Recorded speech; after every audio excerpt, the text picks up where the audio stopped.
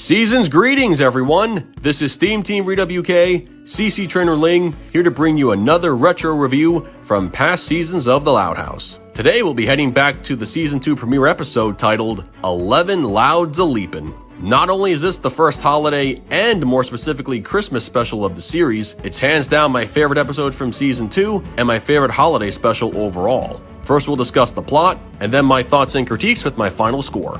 So, let's get right into it. 'Twas the day before Christmas, and all through the Loud House, everyone was feeling festive, except their neighbor, Mr. Grouse. The stockings were hung by the chimney with care, as the smell of figgy pudding hung in the air. All the Loud children had something to do, Luna trying to write her song, her usual Christmas tune. Luann had some puns, not to Lily's liking.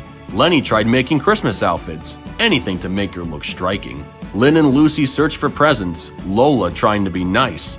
But Santa is not real, Lisa said with a heart full of ice. Lori had to cure her problem, so many presents she wanted to unwrap, while Lana was working hard, laying out her many reindeer traps. As for their brother Lincoln, he planned a day with his sled. His fearsome flyer 8000, he affectionately named Big Red. He went down the slide, crashed into a rock. The sled flew through the air and landed in the snowy chalk. It landed in Mr. Grouse's yard, and with it came one fact. When something lands over there, it never comes back. Lincoln called for Clyde. He had a very clever plan. He would sneak into the yard while Clyde distracted the old man. He made a loud noise. He now had to hide. Mr. Grouse found the sled and took it inside. Lincoln now felt hopeless, but then his neighbor left in a pout. He then had another idea. Sneak inside and get the sled out. He went through the doggy door. Clyde was catapulted as Lana cheered. Then Lincoln found his sled, the object he held so dear. He found a picture of a young grouse holding a sled similar to his own. But then he heard something at the door. Mr. Grouse had returned home. Lincoln ducked for cover. He didn't make a sound. Mr. Grouse didn't see him. Nothing unusual could be found. The boy headed for the door. Mr. Grouse caught him before he could dash. So scared he dropped his sled, and it broke with a crash. Before he could leave, Lincoln had to clean up his mess. He wondered why Grouse was always mad, and he had a pretty good guess. The phone was ringing. Mr. Grouse picked up the line. He was talking to his niece, but all was not fine. He unhappily said, "I won't be able to see you, my dear. I know it's Christmas, but I can't afford to travel this year." Lincoln approached his neighbor. He didn't know he had a big family too. Mr. Grouse didn't want to talk about it and told Lincoln to shoo. He arrived back in his house, the family in their festive pursuits. He got everyone's attention and shared his depressing news. Lincoln's sisters felt awful.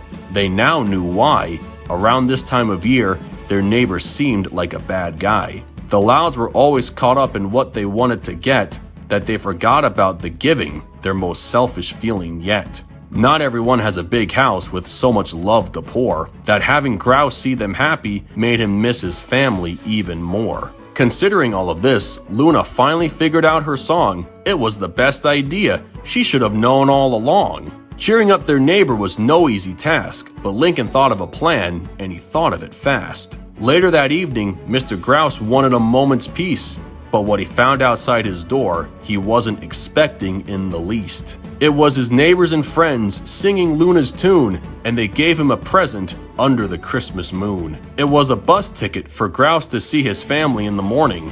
They asked the old man to celebrate the night, and did so without warning. Mr. Grouse smiled big. He invited everyone inside for a big holiday feast for the Louds and McBrides. Before they could eat, Mr. Grouse had something to say. He apologized for his rude behavior and that they brightened up his holiday. As a token of forgiveness, he returned all the Loud kids' stuff. Although he couldn't fix the sled, Lincoln said a new friend is more than enough. Everyone was delighted, and Clyde especially so, because he got the gift he wanted this year.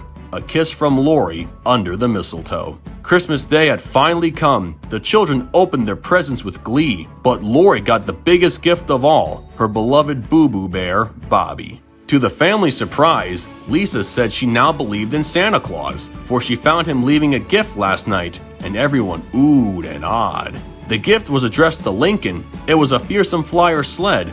It looked like the one Grouse used to have. Then everything clicked in his head. He rushed out the door to thank his neighbor before leaving, and the old man thanked him back, with newfound respect receiving. Lincoln rode down the slide, his sled zipping in a flash, but over the fence it went, and then came a window smash. Mr. Grouse was furious. Lincoln ran away in fear. Luann finished her last pun, only to be caught as Lana's reindeer.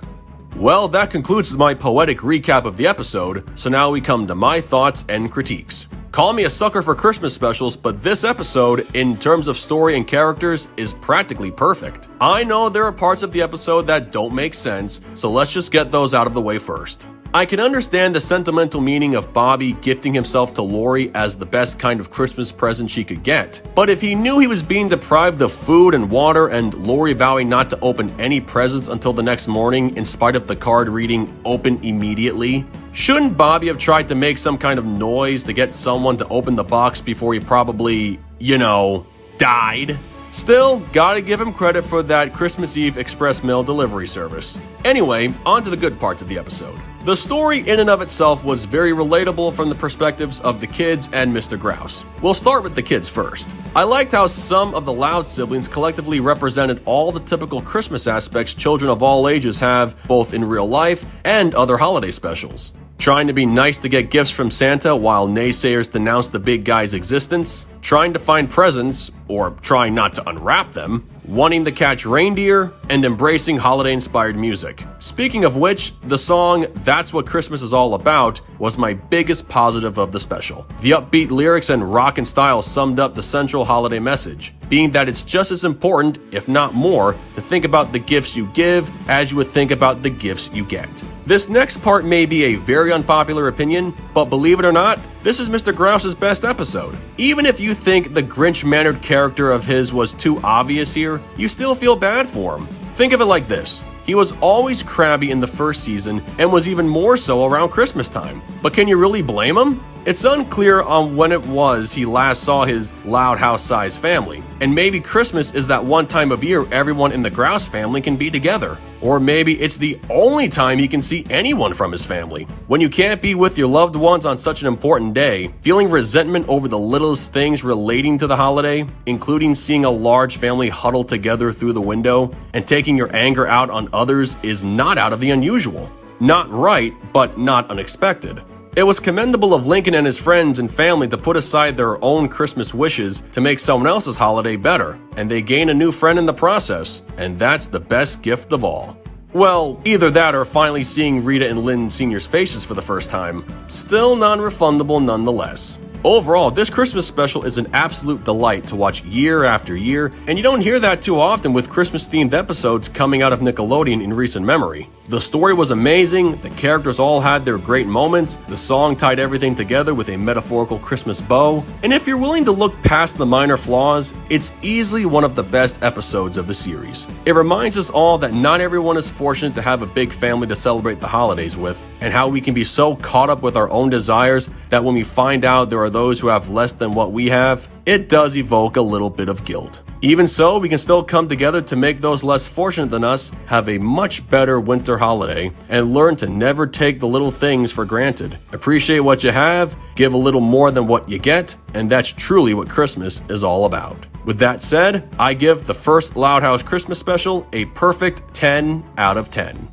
Well folks, that concludes my review of 11 Louds a Leapin'. At the time of this video being made, 2 more Christmas episodes are being released for the 5th season. They won't be 20 minutes in length, and based on the mini synopsis to each one, I don't think they can hold a candle to 11 Louds. I could be wrong, but we'll see. So what did you guys think of this Yuletide episode? Love it? Hate it? Something you would add? Change? Keep it as it is? Let me know in the comments below, and make sure to subscribe to this channel for the latest Loud House content. That's going to do it for me. I'll catch you guys for the next video, but until then, this is SteamTeamRedubUK, CC Trainor-Ling, signing off. Peace out, home slices, and have a Merry Christmas and Happy Holidays to all.